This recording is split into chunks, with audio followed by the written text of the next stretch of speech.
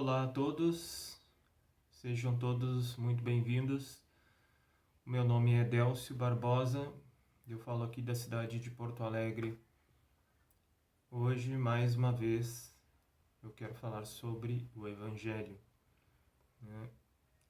Hoje eu quero falar sobre a palavra que está em Romanos, capítulo 6, ali a partir do versículo 6. Então, se vocês têm uma Bíblia aí, vamos abrir em Romanos, capítulo 6, no versículo 6 e 7. Diz assim: Sabendo isto, que foi crucificado com ele o nosso velho homem, para que o corpo do pecado seja destruído, e não sirvamos o pecado como escravos. Porquanto quem morreu está justificado do pecado. Então, no último vídeo eu falei sobre João, capítulo 9, onde Jesus Cristo encontrou o cego de nascença. E ali ele untou, né, os olhos do cego com um lodo, fez um lodo, né, com saliva, e pôs nos olhos do cego e ordenou a ele que fosse se lavar no tanque de Siloé. Os discípulos que estavam ali perguntaram a Jesus a quem pecou, ele ou os pais, para que ele nascesse cego. E Jesus disse: nem ele nem seus pais pecaram, mas foi para que se manifestasse a glória de Deus. Então, os discípulos eles queriam achar alguma justificativa, né? Então, desde que o homem ele cometeu o pecado, ele abandonou a palavra de Deus, ele tomou o conhecimento do bem e do mal e começou a se justificar. Começou a olhar apenas com os olhos da carne. Adão, assim que ele cometeu o pecado, que ele provou do fruto do conhecimento do bem e do mal, ele viu que estava nu e ele julgou que aquilo estava errado. Antes não havia nenhum problema, né? Mas agora que ele tinha o conhecimento do bem e do mal, ele viu que ele estava nu e ele passou a olhar para si mesmo e passou a julgar, né? Isso está errado. Então ele passou a determinar o que era certo. O que era certo era ele tecer para ele uma vestimenta de folhas, né? Para se cobrir ali as partes, né, dele e de Eva. Então, a partir desse momento, ele começou a se justificar e o homem começou a julgar por si mesmo, né? Mas aquelas folhas, no caso, representam, né, a nossa justiça, porque a nossa justiça ela é uma justiça que falha, uma justiça que se quebra rapidamente. E assim como as folhas, né, aquele material orgânico, ele vai se deteriorando e com o tempo ele vai secando e vai cair. A nossa justiça também. Então, o que isso representa ali, o cego de nascença, é o homem, a nossa condição. Nós não podemos ver assim com os olhos de Deus, a justiça de Deus, e julgar com a justiça de Deus, se Deus não nos conduzir ao arrependimento, se Deus não nos conduzir, né, pela misericórdia e pela graça de Deus. Assim como Jesus Cristo, ele pôde conduzir, né, aquela palavra entrando no coração daquele homem cego, conduziu ele até o tanque de Siloé e ele começou a ver. Depois ele viu o Cristo também. Amém? Então hoje aqui está escrito, né, que o velho homem, né, foi destruído. Esse velho homem que depois do pecado passou a se justificar, né, por meio do conhecimento do bem e do mal, seguir o seu pensamento e faz o que acha mais certo, né? Então, o homem, ele, depois que ele cometeu o pecado, ele tem a sua própria justiça. Então, quando ele faz alguma coisa, ele julga se isso é bom e se isso é ruim. Quando ele julga todas as coisas, né? Então, se comete pecado, ele diz o que? Eu cometi pecado, eu tenho pecado. Então ele mesmo julga e ele mesmo imputa pecado sobre si mesmo, né? Mas o que a Bíblia nos ensina não é isso. A Bíblia nos ensina que, né, Deus ele concede a graça e a justificação mediante a fé, né? Antigamente, né, o povo, né, de Israel, Deus concedeu a graça e a justiça mediante a fé, né? Porque o povo sabia que Deus ele proveria, né, a justiça através do Cristo, né? Ele sabia disso porque quando nós vemos, né, lá nas leis, nos mandamentos, quando Deus concedeu os mandamentos para Moisés, ele concedeu também o tabernáculo, certo? Então, não somente os mandamentos e a lei, mas o tabernáculo onde o povo fazia expiação pelos pecados. Então, o tabernáculo era mais importante, né, do que a lei e os mandamentos, porque sem o tabernáculo, como que o povo ia fazer a expiação pelos pecados, né?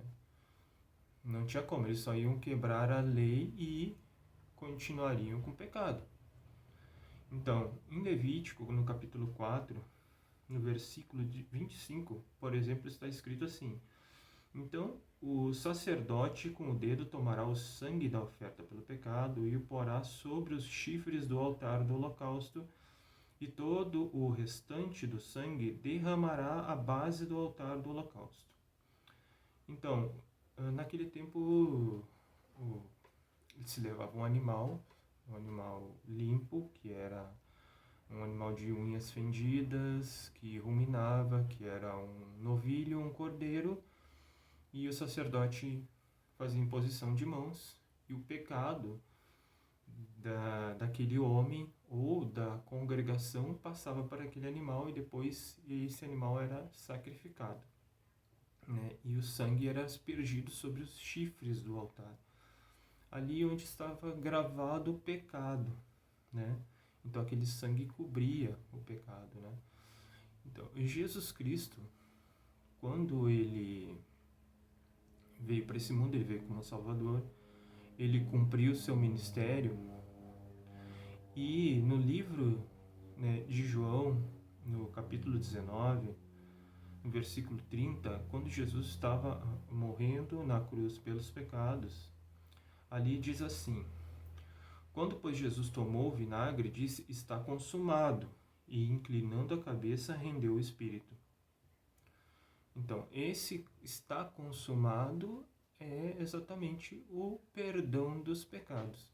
Está consumado toda a justiça. Amém? Então, Jesus Cristo ele veio para cumprir toda a justiça. No livro de Mateus, no capítulo 3, no versículo 15, Jesus Cristo fala sobre isso, certo? Quando ele foi a João Batista para ser batizado no Rio Jordão. Então ali, Jesus foi até João Batista para ser batizado. João Batista não queria batizar porque ele também julgou que ele não era aquilo, não era certo, que ele que tinha que ser batizado, mas Jesus Cristo disse para ele assim, mas Jesus lhe respondeu: Deixa por enquanto, assim nos convém cumprir toda a justiça. Então ele o admitiu. Amém, pessoal? Então, assim nos cumpre, né? Assim nos cumprir toda a justiça. Está escrito ali. Assim nos convém cumprir toda a justiça. Então, ou seja, da onde vem então a injustiça, né? De onde nasce a injustiça? Né? Nasce do pecado, das convicções dos homens, certo? Porque as pessoas, elas costumam pensar assim, né? Elas costumam achar que não matarás, não roubarás, todas aquelas coisas que dizem ali nos mandamentos, elas costumam pensar que aquilo é o pecado, certo? Porém, existe o pecado, ele é um pouquinho mais profundo que isso, né? O pecado seria quando Adão não acreditou na palavra de Deus e abandonou a palavra de Deus e seguiu um pensamento que Satanás colocou, certo? Satanás colocou um pensamento em Adão. Então, a partir daquele momento, ele deixou a palavra de Deus e acreditou num pensamento. E isso é o pecado.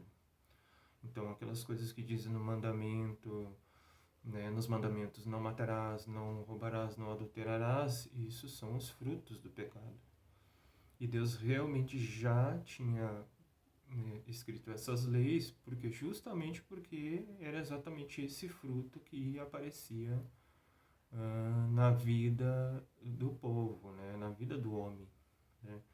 Então, antes de vir a lei, o homem já fazia essas coisas.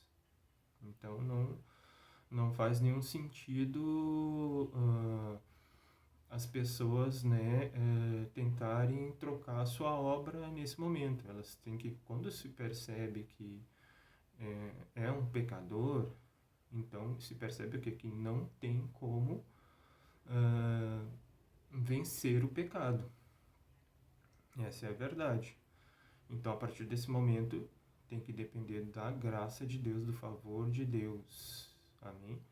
Então, por isso que as pessoas têm que acreditar em Deus e pedir para Deus: ó, Senhor, eu não consigo cumprir os mandamentos e a lei. Então, a partir desse momento, Deus que vai se responsabilizar.